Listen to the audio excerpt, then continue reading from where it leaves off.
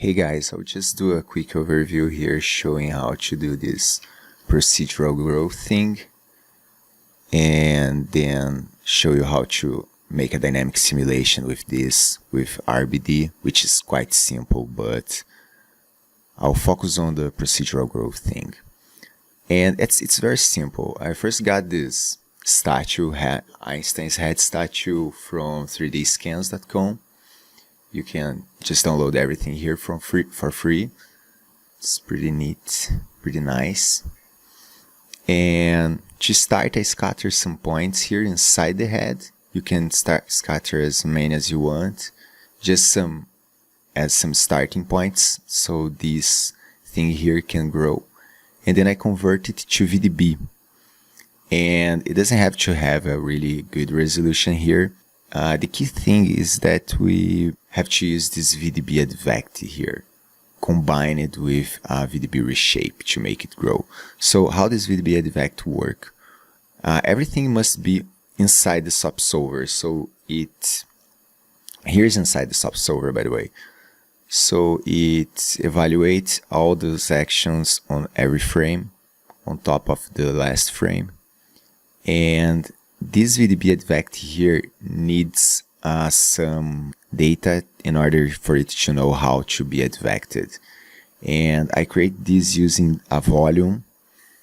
This volume here it must be a vector, it's very important, and you must call it val.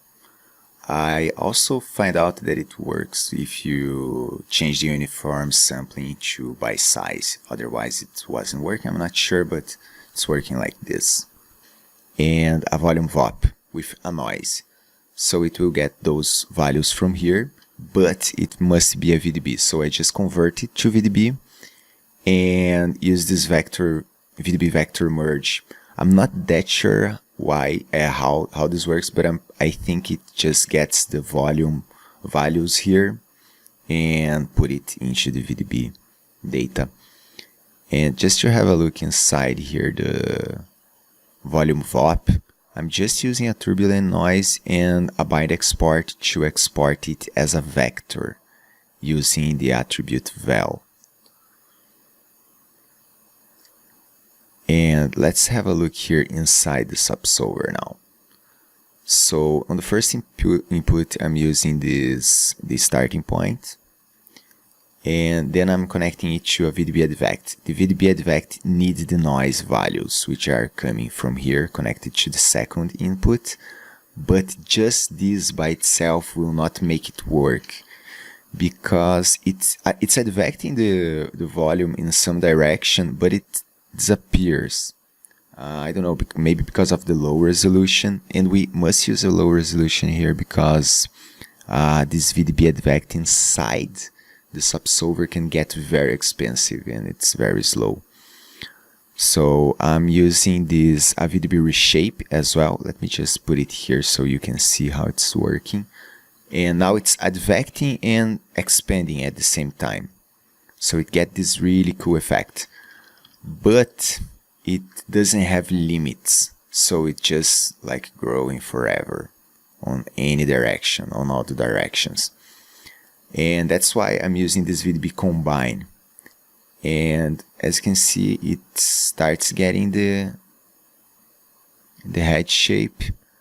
I'm not sure if it's very necessary, but I prefer to keep the VDB reshape here to make it expand after it gets the head shape.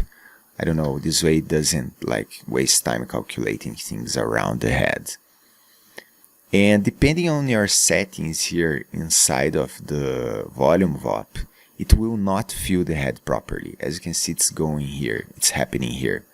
So I'm also adding a VDB reshape here outside the subsolver. So it's expanding on every frame. And for the sake of proceduralism, I'm not animating it using keyframes. I just used this expression at time and multiplied it by 2.5. In this case, looked good. And as you can see, it's just like increasing the value over time. And without this, you can see it's not looking that nice. and then it expands, and I use another VDB combine here with the SDF intersection option, the same option I'm using here on this VDB reshape, this VDB combine here. By the way, this VDB combine is getting something from the input tree, and the input tree, it's just another VDB from polygons with a not very high resolution. And this VDB from polygons is connected here to the volume just to make it some boundaries, so it creates this information around with the head size. And then I just use the VDB reshape and convert VDB combine and convert it to polygons. But something else that you have to notice is that this VDB from polygons here, it does have a good resolution. And then when I use this VDB combine, it's getting the resample for B to match A. This way it just gets the better resolution without any costs here inside the subsolver. And then I just have to convert it back to polygons using a VDB convert, and it gets perfect. But now, if you have a look, we don't really have a lot of details here in the inside. So to put some details there, I just got this full head here, converted to polygons, and added an attribute here.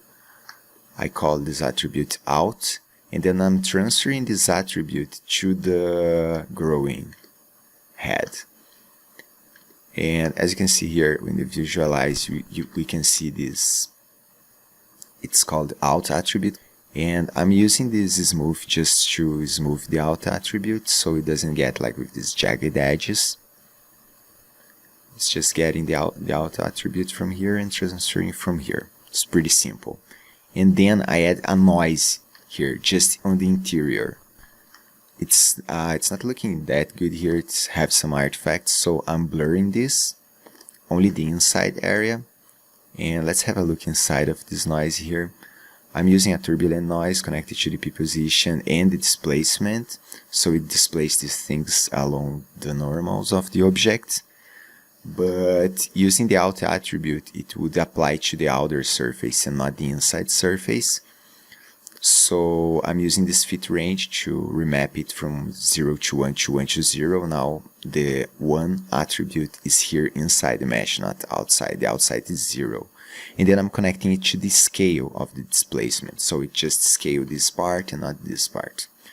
And I'm taking like this parameter and exporting it back as a in. So because now we have this in attribute here inside the mesh. And then I'm using this inside attribute here with attribute blur to smooth only the inside areas. This attribute blur is just like the smooth attribute, smooth SOP, but it blurs out only the areas you have some some weight. In this case, it's the in area. So as you can see here, let's check here in the visualize, and let's put the in. So it's smoothing only this area, which is pretty nice. And with this in and the out attribute, we can use it to put a different material here inside, and also some like bumpiness and stuff to give it even more details.